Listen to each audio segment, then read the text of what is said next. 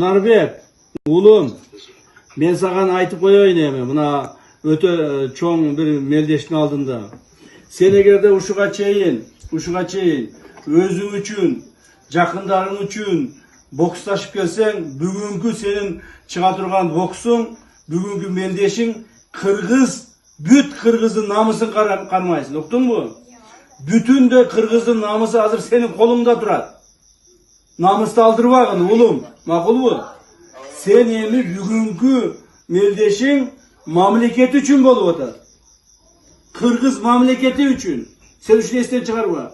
Uşunday bolboy ketip otkanda tişlenip durup, açığını keldirip durup, Kırgızça kılıp durup soğuşun gerek. Makul mu? Makul mu oğlum? Biz sana işeniyoruz. Sen bizim batırımızsın. Sen bizim mamleketimizin, elimizin, yurtumuzun batırısın. Makul mu?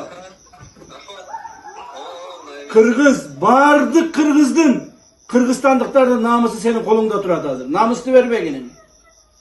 İnşallah. Bağırız canı otağız, kuyu otağız bulacakta senin için.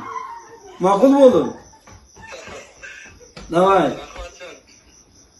Biz sana işeniyoruz biz. Duaklağız, işeniyoruz sana. İlgilik olsun ha oğlum. Ümmet davay.